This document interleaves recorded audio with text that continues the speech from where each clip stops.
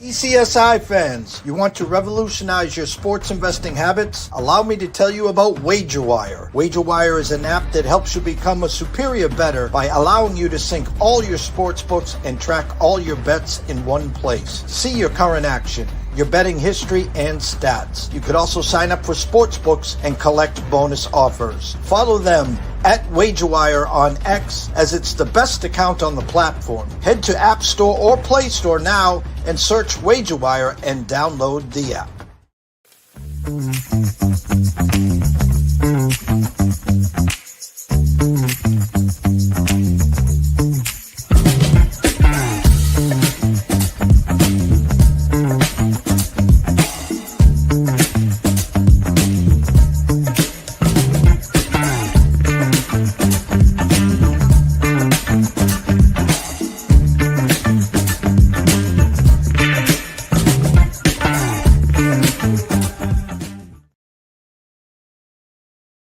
Excuse me, Mr. DJ. Hey, check this out. We got a great show coming your way.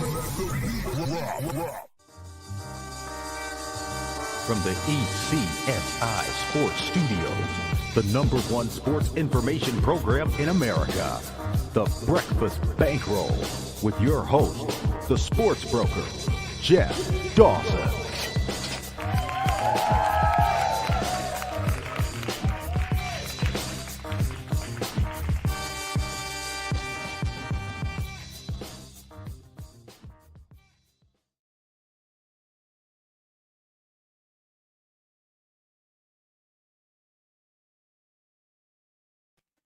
Good morning, sports fans from all around the globe. I am the host, Jeff Dawson, East Coast Sports Investors. It's Tuesday, December 2nd.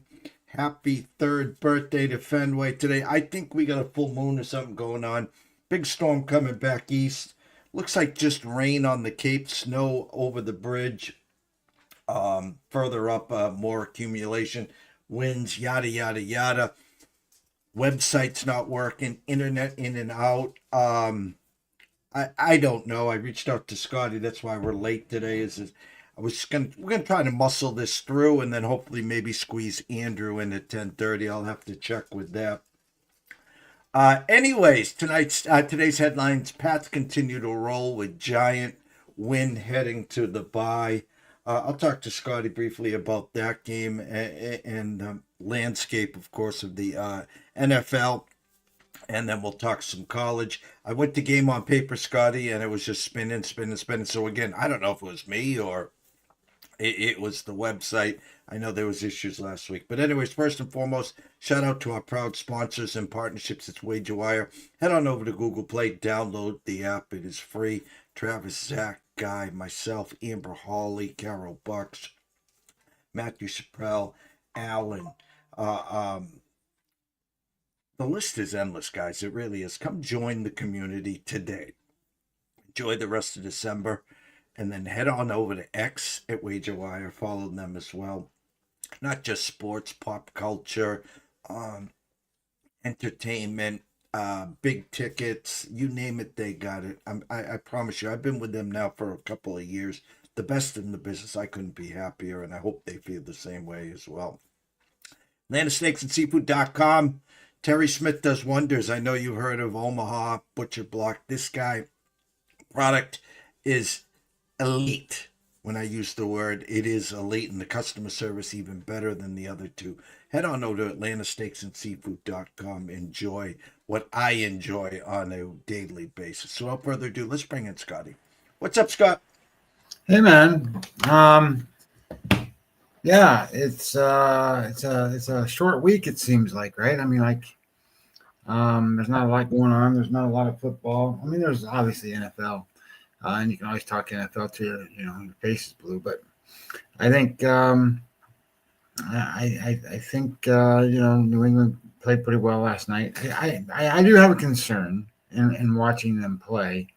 I know you probably watch them play a lot more than I do. They're struggling at actually scoring touchdowns. I mean, I don't know how else to say it. They bog down a lot and kick a lot of field goals, and I think that's going to be a problem in the playoffs. You gotta score 7 and we'll see how that turns out for them. But I will say that didn't surprise me the result last night. I think that when you give a team short fields over and over and over and over, you're just not going to win. And that's exactly what the Giants were doing the whole time. They let a kickoff return go for a touchdown. They let a kickoff return, or it was a punt return, I guess, and they had a kickoff return go 50 yards. Guy fumbles the punt return that he had, or kickoff return, can't remember what, and they turn it into point. Look, like if they would have scored a touchdown right there, the game was over then. So I think they do a lot of very positive things in New England. I think that they're a very good team.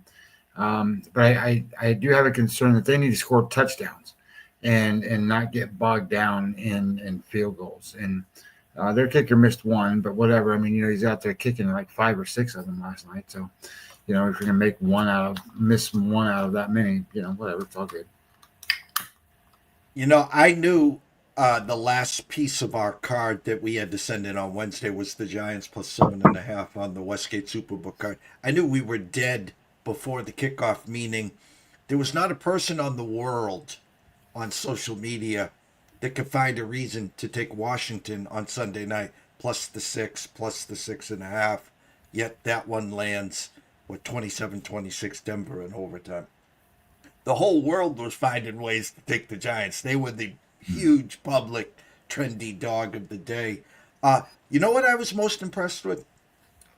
Here's what I was most impressed with. A team that's won 9 in a row, first of all. Second of all, staring at their bye. And lots of times teams will be flat. And I give all the credit in the world to Vrabel and that coaching staff, because the one thing this team was not yesterday was flat. And it just, with the hitting, and we know Vrabel has always been that hard, rugged, really in your face, wants that. You want to cross the middle, Ronnie Lott style. Okay, come cross the middle and see what happens. Just ask Jackson Dart when he didn't get out of bounds, and man, did he get smoked. And as you said, you can't travel on the road against a team that's won 9 in a row, give up a special teams touchdown, the kickoff or return, a touchdown. You can't botch a field goal. Koo would never step on the field again. That was Charlie Brown. And someone sent the tweet, been watching games for 50 years. I've never seen a Charlie Brown like that. I've seen butt fumbles. I've seen everything that you can. I've never seen Charlie Brown out there kicking the field. I mean, Koo is, a couple of years ago, led the NFL in scoring in Atlanta. He couldn't miss. And this is before the K-balls and everything. And then he starts getting between the ears, Shankopotamus, and now he's bounced around. He would have had to walk home. I'm telling you, he would have had to walk. Hey, Coop, go fly the coop. You're gone. But, now the rubber hits the road. I've said all along for weeks, this team's going to end up 13-4. They're going to come out of the bye, and I'm going to play a game with you that I played with a colleague. They host Buffalo in 2 weeks, and then they travel to Baltimore. So I already have my 2 lines in my head. I'm going to give it to you right now. New England hosts Buffalo in 2 weeks. What's the opening line? I'm going to tell you Buffalo's the favorite. I know you're going to tell me New England's the favorite, but I would make Buffalo the favorite in that game. And I would make Baltimore the favorite in the game, and then they're going to be the favorite in the last 2. I got Buffalo minus 1.5. Revenge spot, must win, tied AFC East on the line. But if the Patriots open up as a favorite, Vegas is telling me very clear and simple they want Buffalo money. And then the Ravens game, I got the Ravens 3.5 point favorites. Now, if the Ravens open up 2.5, they're telling me, again, they want Ravens money. If they open up 3.5, they're telling me that they want Patriots money. So again, we're spot on there. I think they lose both games. And then they go to the Jets, they win, and then they host Miami and win. They post at 13-4, Is it enough for the number one seed? We'll see there. But again, we're spot on there. Not a lot to talk about as Well, here's one thing that is a concern, and I thought it was framed very well yesterday. So everybody knows who Warren Sharp is for the most part. If you don't, he's just a guy that goes out and does data crunching like no other when it comes to putting all kinds of goofy stuff together. Now I don't know if he's got he's billed as somebody that really does well, but I don't know that he really does. But he's got good data. So one of the things that he put out yesterday was quarterbacks that the Patriots have played in 2025. And then he lists them by name. But that's not really what I'm looking at. What I'm looking at is the chart and the graph that he put down. And the chart and the graph that he put down is extremely vivid in regards to what it looks like, the advantage that New England has had. So, for example, they've played Geno Smith, Spencer Rattler, Cam Ward, Dylan Gabriel, Michael Penix, Bryce Young and Andy Dalton, Justin Fields, Joe Flacco, Tua Tagovailoa, whatever, Aaron Rodgers, Baker Mayfield, Josh Allen. That's the list of the quarterbacks that they've played. And when you put it on a graph, a line chart, and show it compared to what everybody else has played, they are by far, like not even close, by far have played the easiest set of quarterbacks in the NFL. By not even close. The next closest one is the Chargers and then the Broncos. But that's probably because they got to play Geno Smith twice. But the point being is that this thing's going to get a little trickier for them, not necessarily the last two games, the next two games, and then when they make it to the playoffs. So I thought it was a good chart, a good graph, but it also look at it from a different level and a different perspective. So we just picked on New England for that problem. But on the vice versa perspective, look at it from who's played the best quarterbacks in the league, and that's been Tampa Bay, number one. Then the Saints, the Giants, the Cardinals, the Eagles, the Vikings, and then the Redskins. Well, not the Redskins, but the Commanders. So I think when you start to look at some of these teams, it is important to understand there is underlying value or non-value depending upon what you see. In college football, the strength of schedule is extremely important because you play a lot of these pansies and you can rally up numbers and data and stats, and you got to balance that. In the NFL, it's not quite as much as that, but when you have a disparity, and one of the teams is they're going to get a number one seed possibly or number two seed possibly. I'm not telling you that they're fraudulent, but I am going to say that you got to watch for what Vegas sets numbers at, because I think they're going to balance that. And if you're out there going, why does it make any sense to me? Because they're the number one seed. There's a reason. So just be careful of that. And the other side of that, I think, is also possibly true. Obviously, it depends on who's they're going to be playing great quarterbacks in the playoffs. Well, for the most part. So I think a team like Tampa, they play the number one schedule of quarterbacks. So they're going to be used to some of the stuff that they're going to see, and they might be undervalued. So I think when you look at some of these things, there's got to be a little balanced approach. I thought it was a pretty good tweet. I thought it was a great tweet, actually, because it showed some and now they can put Jackson Dart on that list of quarterbacks that they've played. And I think that matters, especially when, in the NFL. Hey, there's CJ's talking about Pat's going to the Super Bowl, brother. So I think when you are really looking at some of these things this way, I think that you really have to be more balanced in the approach to not get caught up in certain fundamentals when you're betting. So anyway, food for thought. I lived through 2 decades of Pats Nation, the most arrogant SOBs in the world. What I really did enjoy, was it Bill or was it Tom? The chicken and the egg, um, and the comedy is both needed each other. So I'm not a Pats homer, obviously, in this business, and what I will do is I will say a couple things about what Warren sent out and just the overall makeup of my feeling right now towards the Patriots. The positives. Oh, first, from the easiest schedule since 1970. I'm not knocking that at all. Two signature wins, two. At Buffalo, at Tampa. They're undefeated on the road. What Vrabel has done with this team, they started September 2-2.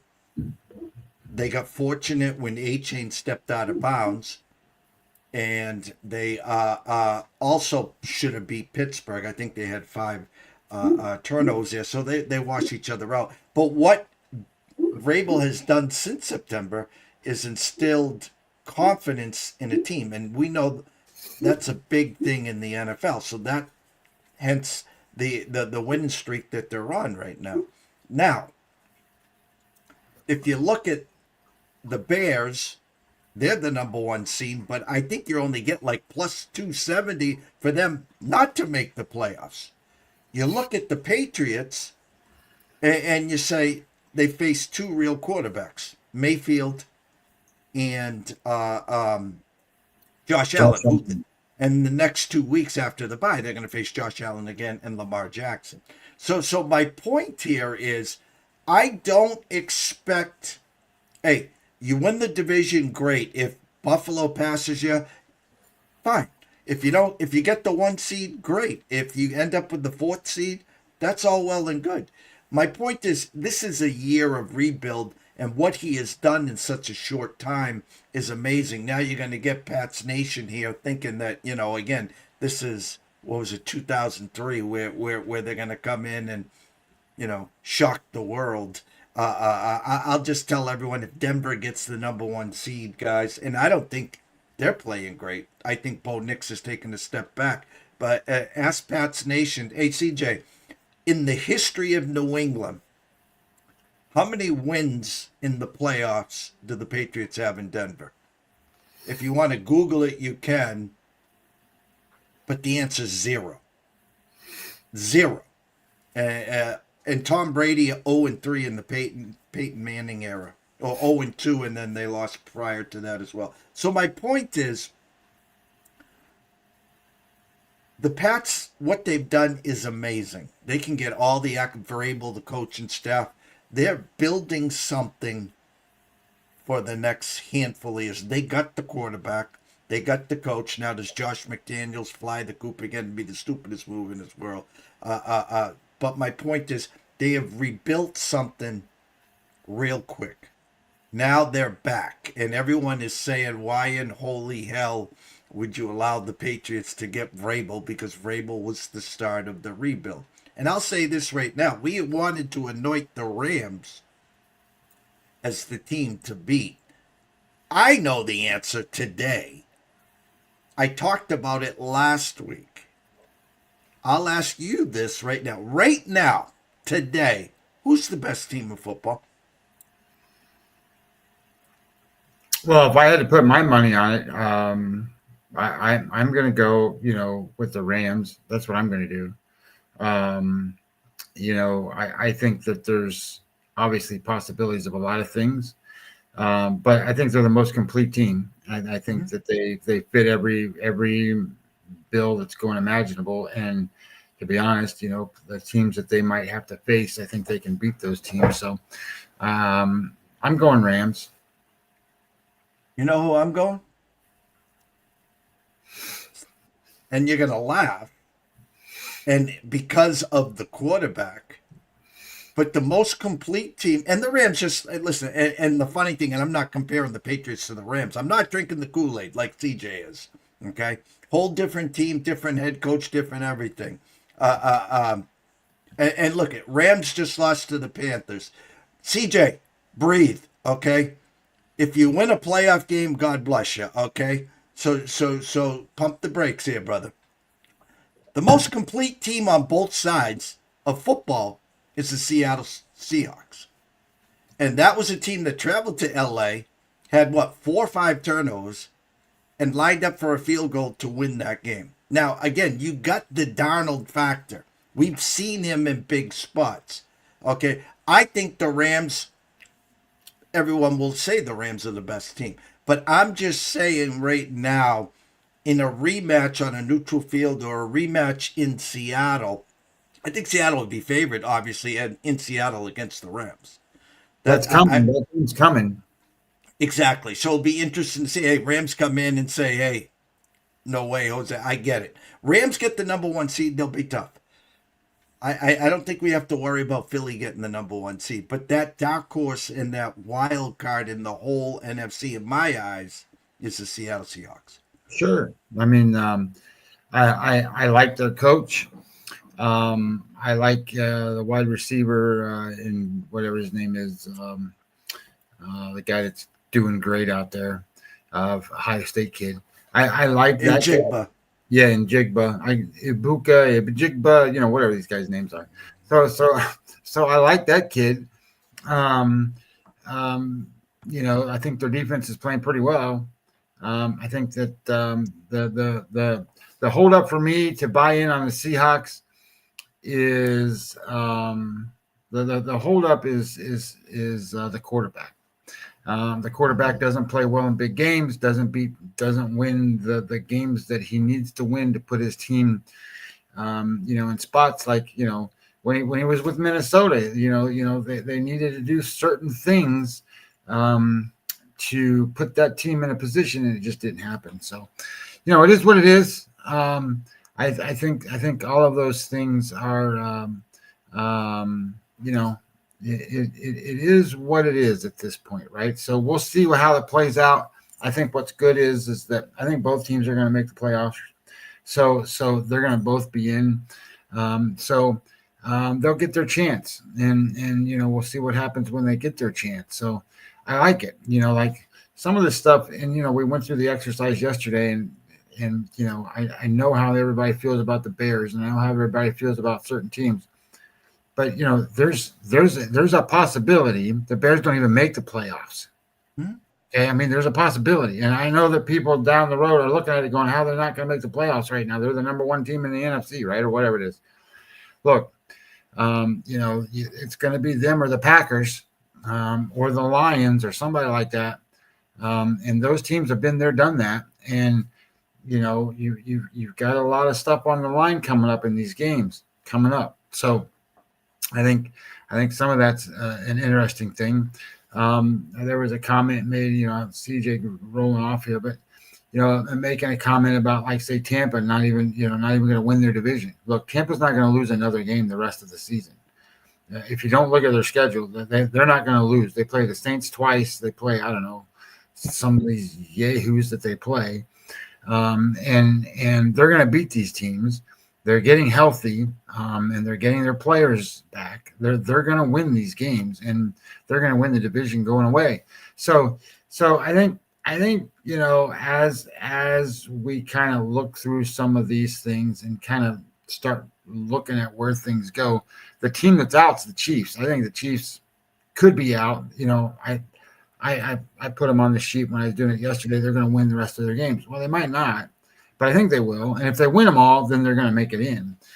So what then that means is a team like the Colts, who everybody thought was the greatest, they're not going to make the playoffs. Look, this is all going to be very interesting, kind of how everything plays out in the NFL week to week to week to week, and we'll just keep an eye on it. I do agree with the statement sort of coming up that, look, this game on Thursday night for the NFL is important. I think it's more important for Dallas than it is Detroit. But at the same time, it is an important thing that they got to win these games, and we'll see how it goes. We'll see what kind of and like the Chargers The Chargers quarterback's got a broken hand. I know it's not his throwing hand, but it's a broken hand. So what does that mean? I mean, I don't have them making the playoffs now, but I think that, some of that stuff can really get interesting, and injuries are going to matter. And, what happens down the stretch, like how good are the Bengals now that they have Joe Burrow back? Well, I don't know the answer to that. They just went and beat Baltimore in Baltimore, and Baltimore, 7-point favorites in that game. If they can beat teams like that, then they're going to be dangerous down the road, depending on who they play. They could be a big spoiler for some of that stuff. So I think the NFL is going to be an interesting, thing coming down to the wire, and how it plays out in the end. And I think it's going to dramatically change. Like, I think Houston's going to make the playoffs. So those kinds of things, are going to make things a little different here. So we'll see. I think the Colts are the ones that are out, but anyway, we'll see what happens. And it's kind of comical. I'll just close the NFL segment here with, NFL stands for not for long. We all know that, and I laugh because how everyone is wired. Dallas sucks, Bears suck, Panthers suck. Panthers have 7 wins this year, guys. 7 wins. So, it's hard to swallow that. Rams just laid an egg. They were well overdue for the fact that they hosted the 49ers on a Thursday. Then they traveled to San Fran on a Thursday and beat them. Then they come back on Sunday and they beat Seattle in that war. Then the following Sunday, they beat Tampa in that war. So my point is, then they travel cross country to Carolina, and as the NFL does best, 9.5-point favorites. Every 3-team tease, every money line tease, every 2-team tease started with the Rams. There's no way they can lose that game. Well, Stafford has one of those days, 2 picks, 1 a pick 6, a fumble, driving to tie or win the game, and the game's over. That's the NFL in a nutshell. And so much can change. I mean, you talked about Thursday's game. It's a playoff game. It's Dallas traveling to the Lions. And yet, remember, Dallas doesn't play as well on the road as they do at home. So no, but they have been playing better. Their defense has been playing better. I think if I remember correctly, their last road game, if I remember, was on that Thursday or Sunday or Monday. I think it was a Monday at Vegas, which is against no one. But my point here is what really surprised me is Vegas opened up this number, Lions -3.5, and this team is leaking so much oil.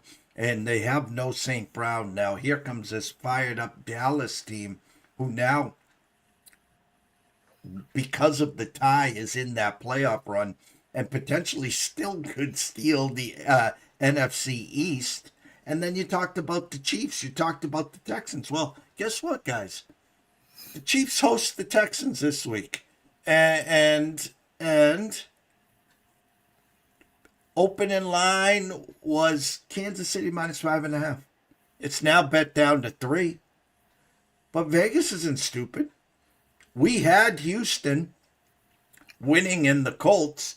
Now, as Andy Reid said, tickling the tonsils or whatever the hell he was saying, they know now. And you don't just flip the switch. We know that. But it's the NFL. It's Patrick Mahomes. So, again, as you talked about the Patriots' struggle in the red zone, that was Mahomes and Kansas City's real problem last year. They could go 20-20 with the best of them and kick field goals. This year, their wide receivers are not getting open. So the pocket collapses, and then every throw that Mahomes is making is, on the run somewhere. So big game there. Will be interesting. Back in the day, they'd be 9.5-point favorites against the Texans. So very, very excited to see that there. So we talked a lot of NFL here. We're not going to bore anyone anything else. Is it me or is the game on paper just spinning? I think it's you. I have it up. You have it up. All right. So what we're gonna do, Scotty, is your choice. Just pick one game. Do what you do best for this week, championship week, and break it down, and then we'll call it a day till Thursday. Well, and looking at these games for, like the best way to do this probably is, hey, you got games on Friday, you got games on Saturday. I did it three ways, right? I said, okay, let me break down all the games on Friday. Let me break down all the games on Saturday. Give me I started working on a bet card for Friday. I worked on a bet card for Saturday, and then I kind of combined the two to say, hey, give me, the best bet of all these games. Well, just to give you a heads up, the best bet of all these games, if I can get to the right page,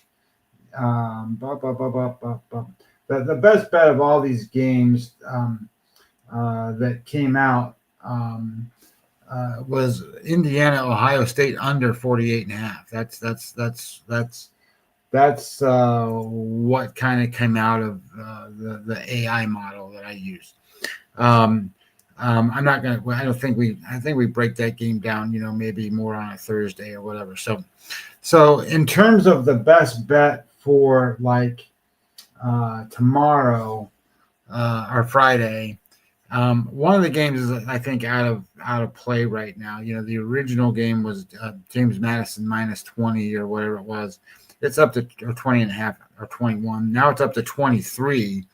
So I think that's a game that I don't think you want to try to stick your nose into. We missed the value unless you were going to bet it at that number.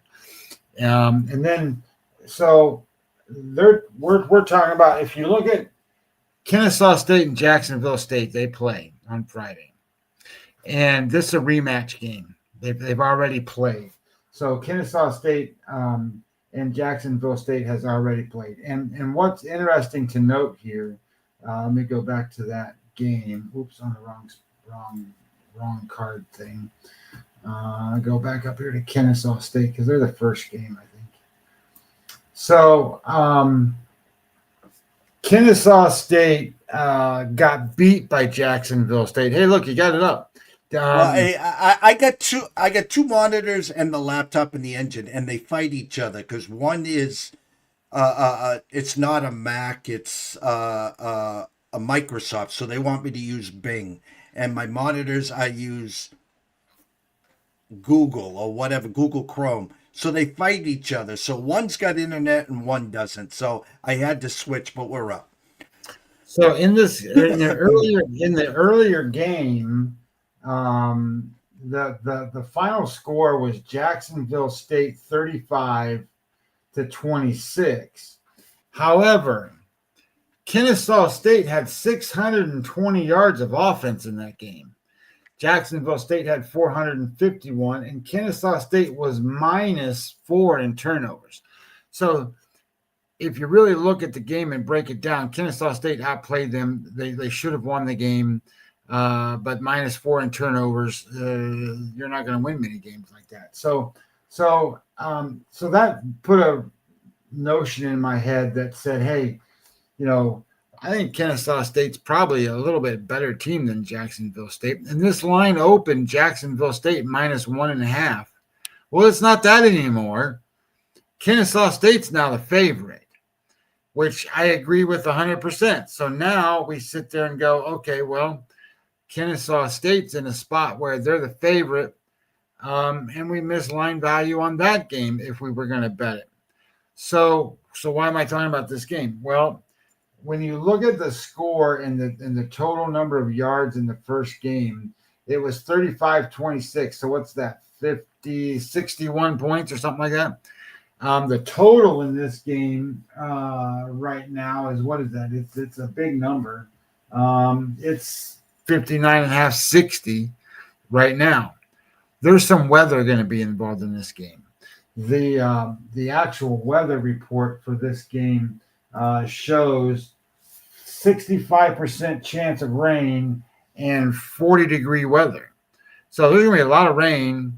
I think the best way to handle this game is to sit there and go, there's going to be some defensive adjustments made. There's going to be some things that happen. The scoring is going to be lower. I think you bet this game under 60. If you get under 60, you can get it under 59.5. And I think that particular game then comes in as a under bet to be, the best bet on the Friday card. If you look at the Friday card and you're talking about, the games that we're looking at, where's my other spreadsheet? There it is. So when we were looking at these games, you're looking at Kennesaw State, Jacksonville State, Troy, and James Madison. It's a 30-point or 24-point spread, 23-point spread. North Texas and Tulane, and you're looking at UNLV and Boise State. Not the best of games to bet on. And one of the things I'm always going to preach to everyone is when you're betting small conferences, be very careful because they're not. This isn't Alabama, Georgia, where it's way more predictable. These are crazy games, and they can be any way you go. So, the game also the best. Shouldn't say best.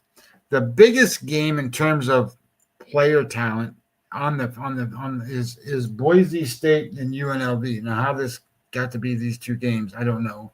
San Diego State and New Mexico.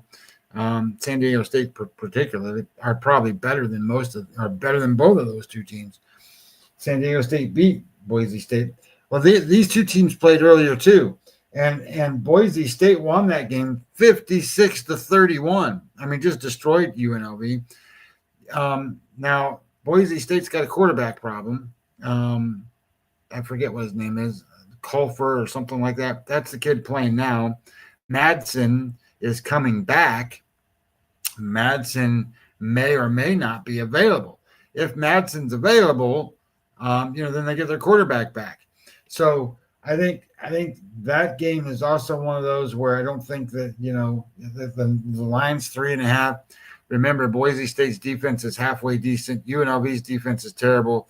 UNLV plays all offense, and they don't play defense. So it's an interesting matchup. But it's at Boise State. That makes it tougher to play. I think the Friday games are just, kind of hard to deal with. I think unders are the better way to go in most of those games. It's going to be cold, like really cold in that Boise State game. And you never know about, whether you get wind and stuff. But it's not supposed to be snowing, but it's supposed to be in the 20s. And, I don't know how UNLV is going to handle that. So I think that really does put an edge to what Boise State's used to, but they're both big. UNLV can run the football, so we'll see how that goes. So I'm going to not really do a lot for the Friday bets, but I do like that Ohio State under 48.5. I think Ohio State's an explosive offense. I think Indiana can be an explosive, but I think both of them have great defenses. I was very surprised at the betting number at 5.5 is now 4.5. I think if it hits 4, I'm taking Ohio State -4. I know that people are betting because they want that plus money or plus on Indiana. Ohio State's the AI comes out, it's 27-20 Ohio State. I like Virginia against Duke in that game. I haven't bet it yet, but it's starting to creep up. It's 3.5 instead of 3. I do like Georgia to beat Alabama this time, and that's kind of a tough one because, Georgia doesn't beat Alabama very often, or at least Kirby Smart doesn't beat Alabama. But Alabama's just been lucky to win a lot of these games that they've been playing. And then BYU and Texas Tech, BYU's got some issues now in terms of their head coach is being rumored to go to Penn State. So I don't know if that's real or not real or what the scenario is there, but it's 13 points. They didn't play well against Texas Tech before. I don't know what how different they are to be able to match up and do anything different against Texas Tech now. That game was 29-7. So they were -2 in turnovers. So you got to kind of read that in. But and this game is in Jerry World, so AT&T. So anyway, I think there's better matchups on Saturday. What I would tell everybody is you don't have to bet all these games. You don't. You don't have to bet just because it's a championship game or whatever. You don't have to bet them. I do think the Kennesaw State, Jacksonville State under 60 is a pretty good bet, especially with the weather the way it's going to be. And, I like the Ohio State game under the 48.5. I think those are two pretty good bets. And then we'll look at the rest of it as it kind of unfolds. I don't think there's a lot of value on Friday's card, to be honest.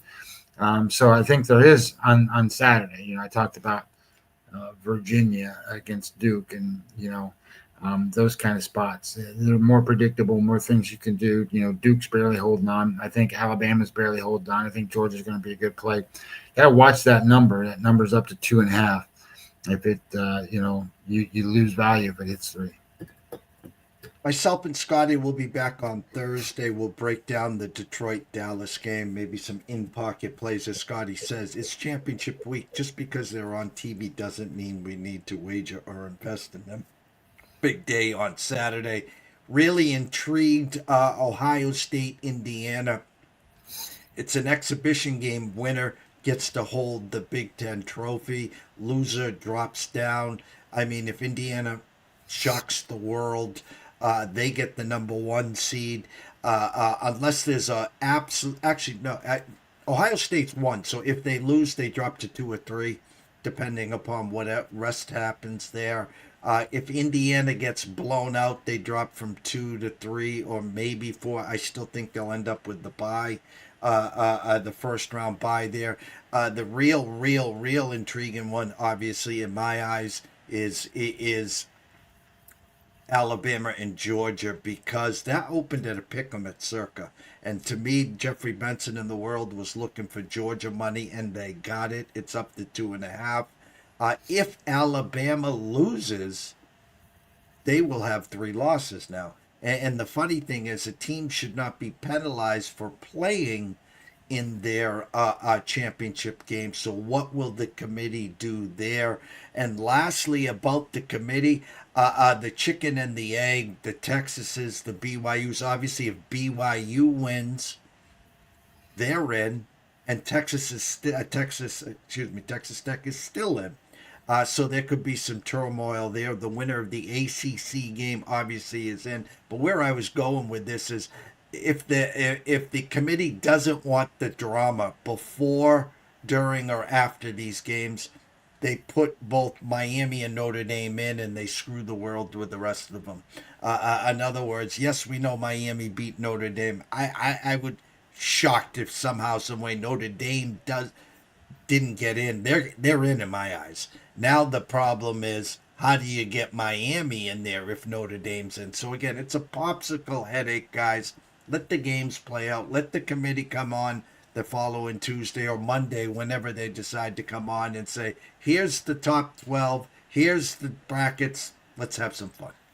I'd like to see, if it was me, I would like to see Miami, Notre Dame in, and take Oklahoma and Alabama out. I think if you were to match them all up, Notre Dame and Miami would be favored over both of those other 2 teams if they played them.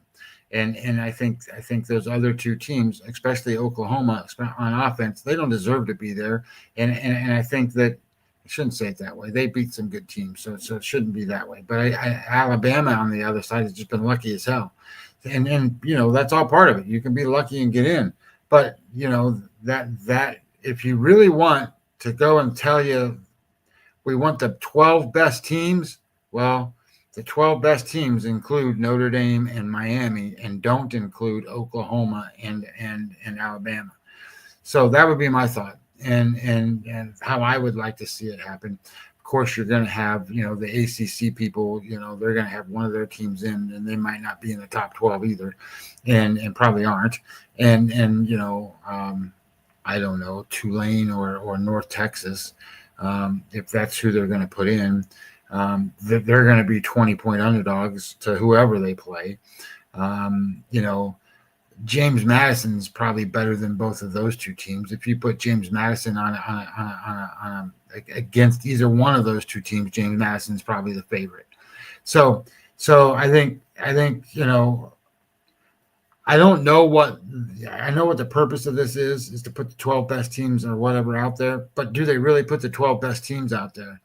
And what criteria are they using to put the 12 best teams out there? The way I would do it is it's very simple.